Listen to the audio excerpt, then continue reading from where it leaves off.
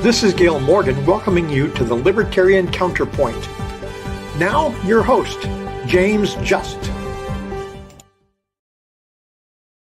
And welcome to Libertarian Counterpoint. I am James Just. With me today is Mr. Richard Fields with his reports from the field, our favorite author, Mr. John Cameron, and joining us from our favorite place in the world these days, Argentina, is Doug. Oh, I forgot to ask you how to pronounce that last name, Doug, so I am going to butcher it.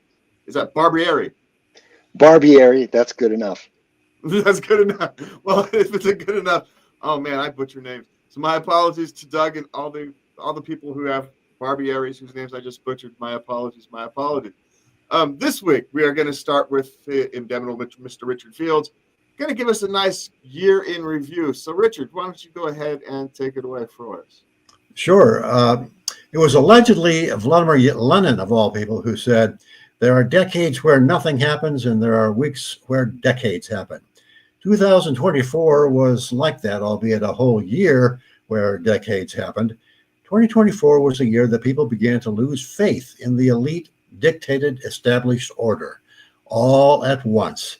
That lack of faith is epitomized by the election to public office of candidates decidedly not a part of the elite establishment. The most compelling example of that is the election of Javier Milei as president of Argentina in late 2023. Milei campaigned as a radical anarcho-capitalist libertarian economist, promising to take a chainsaw to government spending. He won, and he's been wielding the chainsaw with a vengeance, cutting Argentine government spending dramatically. As a result, the Argentine federal budget is in balance for the first time in decades. Inflation has been slashed. Foreign investment into Argentina has boomed, along with the Argentine stock market, and the economy has emerged from a long, painful recession into growth mode. Unemployment has also gone down. Doug Barbieri, a Libertarian Counterpoint panelist who actually moved to Argentina, has been there while all this took place and will shortly be giving us a boots-on-the-ground description of how it all played out. Sweden has scrapped their commitment to the 2030 climate global directives. Voters lost faith in the FBI and other law enforcement organizations when it became clear that crimes of corruption by Hunter Biden, while his dad was vice president, were being ignored and covered up. Voters lost faith in elite-controlled healthcare bureaucracies like the CDC when it became abundantly clear that they were propagating bald-faced lies about COVID, from its alleged severity to its origin, to the efficacy of masks and vaccines, to the effectiveness and fairness of the lockdowns, and more. Some heard that COVID fatalities in Africa, with its 20% vaccination rate, were not much worse than in the West, with vaccination rates nearing 100% in some countries. Voters lost faith in the climate scare complex when the predictions of polar ice cap disappearance, polar bear extinction, and flooding coastal cities failed to materialize, even decades after when they were predicted by the likes of Al Gore and John Kerry. Voters lost confidence in government bean counters when they were told that inflation was under control, even as it surged to 9%, and when election year job gains turned into job losses after the figures were revised, which happened conveniently after the election. In France, President Emmanuel Macron was compelled to call snap elections where the National Rally Party won more than twice as many votes as Macron's Central Alliance. In Italy, Giorgia Meloni's Brothers of Italy won a majority of the Italian parliament. In Hungary, Viktor Orban's Fidesz party won the parliamentary majority. The Law and Justice Party won the majority in Poland. And in the United States, the candidate with the felony convictions and civil lawsuit losses, not to mention nearly unanimous disparagement by the elite-controlled corporate media, Donald J. Trump won a second non-consecutive term as president in spite of everything the elites could throw at him. What's interesting from a libertarian perspective is that legacy media, which is, of course, totally controlled by the entrenched elites, are loudly bemoaning these electoral results as a takeover by the far right. They are not. The libertarian Milei is particularly not a man of the right. and the rest of them ran on some libertarian issues, less regulation and government discrimination in the form of DEI policies among them. They also ran on economically illiterate populist issues like the scourge of immigration.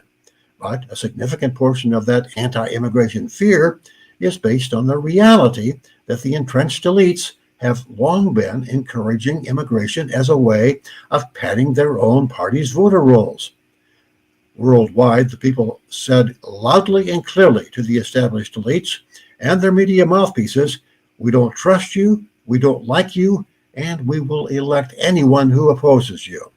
The danger is that the newly elected will wimp out on the reasons they were elected and succumb to the monetary and prestige temptations of becoming part of the establishment elite, ultimately changing nothing. The only leader who seems willing to break that mold is Milei in Argentina. Hopefully others will follow his example. That's this week's report from the fields. I'm Richard Fields. See you again next week. And Doug, you're in Argentina. You've been there while the election took place. You've watched what he's done in the last year. Is he keeping his promises? And then some. Yes, he's keeping his promises. It's funny though, because people jumped on him because he didn't immediately get rid of the central bank like he said that he was going to do, right? And well, there are realities and reasons why he did not do that. But we are close to eliminating what's called the SAPO, which is basically capital controls that have been in place for quite some time. But the first crack out of the bat, in fact, I remember, I moved here in 2022. I didn't even know who he was. I never heard of him before. It was you, Richard. You sent me an email and you said, when you found out that I was in Argentina, you said, "So is it true? Do you think that, Javier Milei has a chance of becoming president?" I was like, "Who is Javier Milei?" and I instantly started YouTubing him, and I was watching his videos and absorbing. I mean, he had all these, like, a lot of appearances on talk shows where he's basically just arguing with people, and he's not nice about it. And it's great, actually. It's really fun to watch.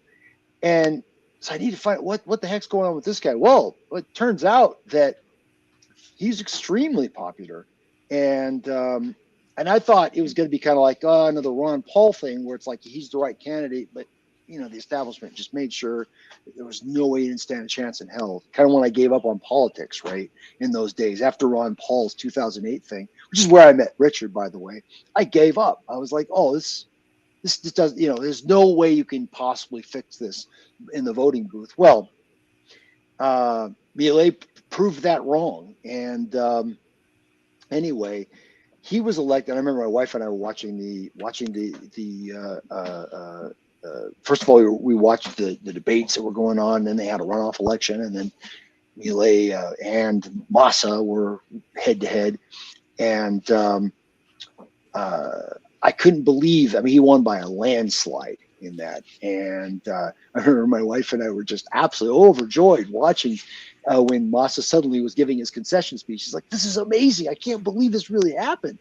Okay, wait for the other shoe to drop, surely the elites wouldn't allow a guy like this actually in office and actually change things. But it turns out he really is the real deal. And I think he really cares about Argentina. And he clearly isn't in it for himself, because he's doing things that, and he's I would say, take a huge risk when you do some of these things. When you go for austerity measures, it can be painful at first, which it was for Argentina, but he stuck it out, and now poverty's falling, and it's below where it was before he took office. Because if you look at the chart of poverty, it's actually going up, and it skyrocketed because of the things they had to do to get things in order. But I mean, first crack out of the bat, the guy eliminated like half the ministries, which is under the president's direct control. And and then he did a thing called a DNU, which ironically, Christina Kirchner, if you know anything about politics down here, the Kirchners, starting with Nestor Kirchner and then following with Christina, and she's a she's a controversial character, and she actually has lawsuits and she's actually a criminal. Talk about a criminal. When they talk about Trump and everything, right? She literally was prosecuted for fraud, and yet became vice president anyway. It's crazy. And the woman should be in jail, but instead she was vice president. But anyway, that whole thing, that's a big thing, that he has to untie all the things that she did, all the things that the government did since Nestor Kirchner. They put a thing in place called the DNU, which gives the president just basically almost dictatorial powers. I mean, he could just say, right, we're going to do this. And then later on, the Congress can vote on it. And then if they don't like it, then they can vote it out and stop it. So he basically implemented all of this stuff. Like, he cut departments, and then he rescinded a lot of regulations, really trying to open the market back up, doing everything that the Austrians say should be done, because he is an Austrian economist, after all, an actual economist. I mean, he made his living as an economist, Austrian economist. So the guy knows his stuff. Came in with a full toolkit. It's the dream that the Libertarians have had for a very long time. If only we could forgive my wife back there; she's cleaning the house. It was the dream that we Libertarians have always had. Boy, if we could just have these policies, we could just have somebody talking to the president that knows economics. If we could just have Ron Paul walk in, and actually do the stuff that he keeps talking about needing to be done, man, we would fix the economy, right? We'd turn things around. It'd probably be tough at first, which is what he said. He warned everybody. He said, first, his presidential message when he accepted the nomination, and he became president, and he addressed everybody, and he said, "There's no money, no hay plata. There's no money. You open up the central bank and it was empty. It's all just full of IOUs, and it was a disaster. And he said this is going to be very painful, and it could take 2 years to get out of this recession. Well, it turns out it's been a year, and the recession is starting to turn around. And anyway, it's been a wild ride. But watching him do his stuff, and he had the battle with the DNU, because they come up and he had to make concessions. Usually, historically, with his DNUs, man, they would just pass the DNUs, and the Senate would go okay and rubber stamp it right on through, because it'd be full of pork and enriching the La Casta, as he calls it, the political caste. Well, they fought the DNU, and they put it through the ringer, and he had to make some concessions and pull some things back, but it was still an amazing amount of things that he got through. And he says, and then he came up with the base law, which was a proposal of a bunch of other reforms, and like 600 some reforms. And then he says he's got 3,000 plus more reforms in the pipeline. So 2025, when there's going to be some midterms coming up, and we'll see what happens if we can get more of his party, La Libertad Avanza, which means the liberty advances. That's his party's name. And so we need to get more people like this, because he's actually just they're not even represented in Congress. But it's amazing what he has actually been able to do, even though, most of the political parties are against him. So he's done some incredible stuff. So some of the highlights I could tell you is that he brought inflation under control. It was skyrocketing, and I was watching it all through 2022. I was just watching them devalue the peso. They have a bunch of different exchange rates. It's really weird.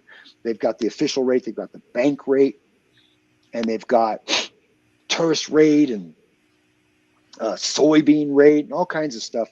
These are conversions of the dollar, right? Of pesos. And then there's what's called the dollar blue, and the dollar blue is the actual, it's the market rate. And the government has been totally out of step with the market rate for a very long time, huge orders of magnitude off. I think like in 2022, they were saying the official rate was like 300 or 400, and the actual rate was skyrocketing toward 1,000. So you have a huge separation, which of course means arbitrage. So you need capital controls to keep a flight out of the peso from happening. And so Anyway, they have narrowed this gap. It actually went negative for a while, and it's getting so close. Also, Milei had to deactivate. He's got this wizard called Caputo. He's the head of the Ministry of Finance. The guy really is an amazing economist, and he has managed to deactivate what was called the Lelix, which is a time bomb. That if they had just removed all capital controls like Macri did years ago, it would be a disaster. An instant flight out of the peso. We would be in hyperinflation. So he's having to balance this also by holding interest rates down so they don't get killed on interest. So all of these things that they were doing. So we still had inflation, but he brought the rate down from like 25% a month all the way down to below single digits. Now it's like 3%. I think it's projected to be 2 next month. Some pretty amazing stuff. So now we're in a wash of inflation. I went into stores during the worst of it, and I went to an appliance store, they'd taken all the prices down, no prices anywhere. And I asked the guy, how come you guys took the prices down? He said, well, I just have to take them down. I just have to change them all again tomorrow. That's how fast, prices were rising. I've never experienced anything like that before. It's very interesting. It was nearly hyperinflation. I wouldn't call it hyperinflation yet, because hyperinflation, my understanding is you get paid, you run to the store, because the prices are going to change every 5 minutes. So you need to, spend your money, immediately. But this was still massive inflation. And then after he'd been in office for a month or so, I noticed the prices started appearing again, and they were putting the prices back up. And now things are way more stable. They maybe have to change prices, once a month or something. Maybe they augment a little bit, but it's a lot more stable. And people, they have prices up in print, whereas it used to be in chalk, and, because it changed so much or whatnot, they didn't even bother putting them up. So that was an amazing accomplishment, just watching that, boots on the ground. And it's been tough. It's been tough for the tourist industry. Tourism has just fallen off a cliff because the peso is so strong. And now Argentinians are going. So what was happening traditionally, because the peso was so bad, that you had Brazil and you had Chile and Uruguay, everyone coming here. And of course, European tourists and American tourists. And the town I live in is called Bariloche. Beautiful little town. If you ever want to take a visit, come visit. It's got skiing, and typically their high seasons are summer and winter, right? And it's just been dead this high season because, and this is our summer down here, it's been dead because the Brazilians and Chileans, they're just not coming because the peso is too strong. They were taking advantage of it when it was weak. And this is great. I get a great exchange rate. Sure, that's great for tourism, but it's not so great for prices for the people, on the ground that are having to pay. They have terrible wages and the prices keep going up. Well, it's turned around. Now wages are starting to rise. Prices have stabilized. And now Argentinians are the tourists. They're the ones that are going to Brazil and Chile. And they're particularly a lot of Brazil, because Lula it's a whole other story there. Lula is a socialist. He's President Lula. And that guy's just ushering in massive inflation and tariffs and all kinds of stupid policies. And so now everyone's going there, So that was an interesting turnaround for Argentina. Hey, Doug, I get to work with some people who are from Argentina or who have they still split some time. Most recently, I have a guy whose wife is an immigration lawyer. Spends half her time in Buenos Aires and half her time in Mexico, oddly enough. And one of the undercurrents when I talk to them is, now everybody, even those who are skeptical of Milei, seem to have a sense of hope. Right? Is that something that has changed since you've been there? Well, first of all, Milei, even in the toughest times, I think he had over 50% popularity, and he's retained it because I think people know the guy's not a crook. He's not trying to shiest people. He's really trying to fix the country, And so people had hope, and the news media would go out in the street trying to get an interview of some guy saying, "Yeah, screw Milei, he's screwing everyone," and everyone just, they kept getting people, and they were just like, "I believe him. I know what I believe in him. We're holding on. It's tough. I know it's tough, but I think the guy knows what he's doing, and we're allowing it to happen." And he still retained that popularity. And you're right. I think there is more of a sense of hope. But there's kind of been one anyway. Everyone's been saying, yeah, Milei knows what he's doing. And because you go, well, what's the alternative? Even people, so, the political situation, not everybody agreed 100%. Even the people that supported him, yeah, well, you sure you want to get rid of the central bank? They're kind of like that. But everybody knew something drastically needed to change, that we couldn't just keep doing the same stuff that we were doing before and expect a different outcome. Because it was clear that the path that we were on was just impoverishing the country. And there was just and everyone knows we need to change, and we need to take it. It's going to be hard. And, it's constantly in the news. They're coming, oh, well, look at this, what do they call it? More fraud of the government, where supposedly this money was supposed to go to this housing complex, and all these people invested a little money, and the government was going to bring funds in, and that money just kind of went into somebody's pocket, and it never materialized, and all these people were left without homes. It's that kind of stuff that just keeps coming out and coming out. Fingers in everybody's pie. The absolute abject corruption. Bold-faced corruption, where it's just right in your face. You didn't care. He took the money and ran, kind of thing. All kinds of stuff like that in the government. Lots of examples. And those stories keep coming out. People seeing it. It's like, yep, this is the old guard, guys. This is what they did to us. And Milei has had positive results. We're starting to see salaries are starting to go up. And like I said, prices have stabilized. And investment is starting to come into the country.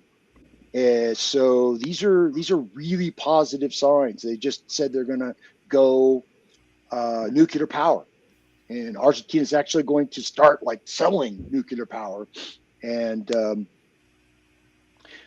that's going to be really big, because they've had problems with that. Just the whole government managing energy is always a disaster. So we'll stop on this. This is going to bring John's heart. We'll make John happy here for a minute. Argentina is their ambitious nuclear program for AI development. John's all into nuclear energy, and Argentina taking advantage of a new regulatory landscape to get in on not just nuclear power but also AI, as we have Microsoft and all these other companies, starting their own power plants. Yeah, I have a question about that. Because I know they're going to go modular, and I think the first modular is supposed to come online in 2030. And they had I guess there's 3 existing power plants, and they had one under construction that was run by a Chinese consortium. And Malay's not a big fan of the Chinese. Do you know if somebody else is going to take that over and get it finished, or is it dead in the water, the 4th nuclear power plant? Do you know? This I don't know. I need to look into that. So I don't know unless James knows. I think it's cool, and I'm the same thing's happening in the States. The local NIMBYs are trying to stop it everywhere, but it's amazing that nuclear power is evil, and then all of a sudden, when the big boys and the tech companies want it to happen, it's good. Yeah, nobody says anything about it. So I'm glad that it's happening there. The other questions about infrastructure, and I don't know if you've got an answer to that either. A lot of South American countries have a very tenuous power grid. So even if they bring power online, they can't get it from point A to point B. How is Argentina's grid? Well, it was very common to have rolling blackouts in Buenos Aires. I haven't experienced any power problems since I've been here. I think I lost power once or twice, and usually it's the rain comes. So it seems like it's pretty stable to me from my perspective. Now I'm down here in Rio Negro, and power has been pretty good. But I remember once I was walking through a neighborhood, in Buenos Aires, and bam, the whole blocks were shut off. And this lady was yelling at the current president as she slammed her door behind her. And that apparently, from what they tell me, that's pretty common, particularly when you get into the summer and you get a lot of people coming online. Buenos Aires gets really hot, and people were cranking the air conditioning. So I imagine it's probably got its problems. I don't know for sure, but that is one of the things that I'm sure Milei is going to address, but probably in a way of having the government do less and private industry do more. One of the questions that I have that relates to the psychology of Argentina, and it was a country that had fallen prey to the empty promises of Peronism for over a century now. And basically, the promises of Peronism are essentially socialist promises that say, we'll give you everything you need, you vote for us. And they did. I mean, an awful lot of people became dependent upon the state for either subsidies or income supplements or retirement pensions, that sort of thing, particularly a huge bloated public sector. A lot of those people, I'm sure, are not feeling the optimism that the productive sector of the economy is feeling. Are they starting to see the light? Are the diehard Peronists and socialists, are they starting to see the light and say, there's opportunity here for us too? Well, Perón, Juan Perón, and then later on his wife Eva, he was, and then I think he had like a second wife. I'm forgetting her name, but Ava's the popular one we see with a microphone. That's everyone loved her because she was the giveaway program. But he was a big fan of Mussolini, and so he decided, hey, we should restructure the country like Mussolini did. He closed the society down, and massive tariffs and all that stuff started happening with him. So this is stuff that's been in place for almost 100 years since him. But the interesting thing is, so at first the Peronists were against Milei, but actually some of them are starting to come around.